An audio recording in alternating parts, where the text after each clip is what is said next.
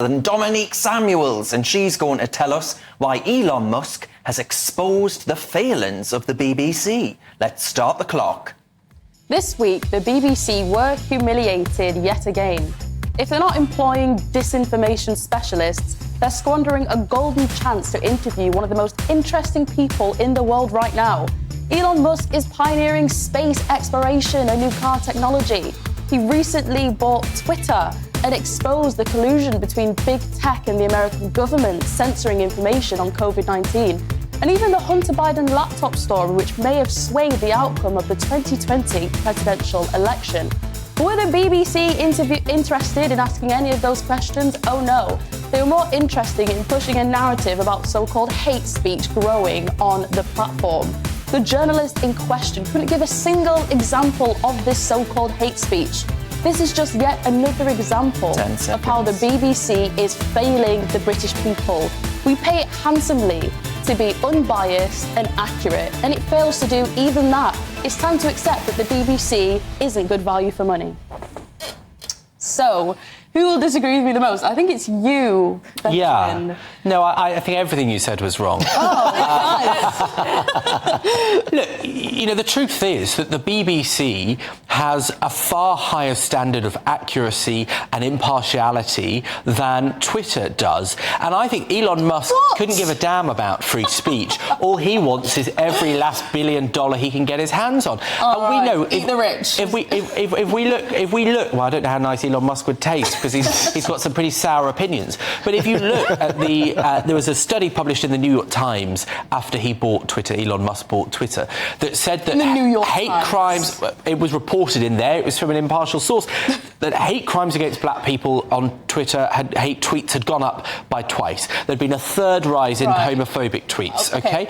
And then they put people like Andrew Tate back on the platform. All right, okay, let's just actually get into that, because the Washington Post is essentially a mouthpiece for the far left and the Democratic Party. It was the Washington Post that was spreading misinformation about the Hunter Biden laptop story being a conspiracy theory, one that Twitter, underneath the far left content moderators, were, you know, really, really happy to censor, which may have had an impact on the 2020 presidential election. I dispute those falsities.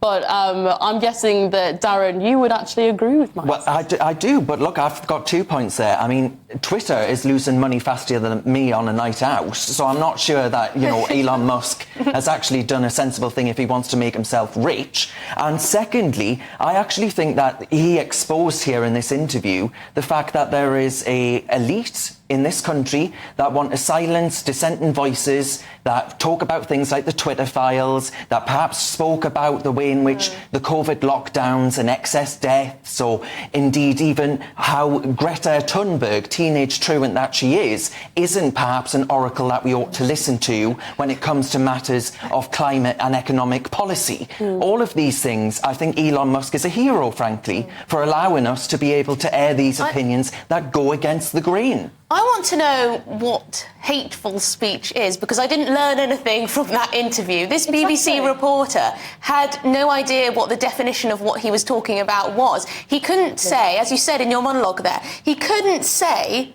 what examples there were. He said, oh, my For You page, which is where, you know, different tweets collate for your viewing, are a bit nastier than normal. And that is the point. I'll come to you in a second. I will just say that is the point, Emily, is that they are so insulated by any other sort of opposing opinion. They just go around assuming that these things are true. But when their views, you know, it's give me an example of this hate speech you speak of. They can't give one. Look, I think more than one thing can be true. It can be true that this BBC interview was a disaster for the BBC. I think the journalist was reading something from their phone. Obviously, there weren't any examples of hateful speech. But equally, I think all of us are aware of some of the awful things which are said on Twitter. I had a death threat on Twitter, and which I had to get the police involved in about.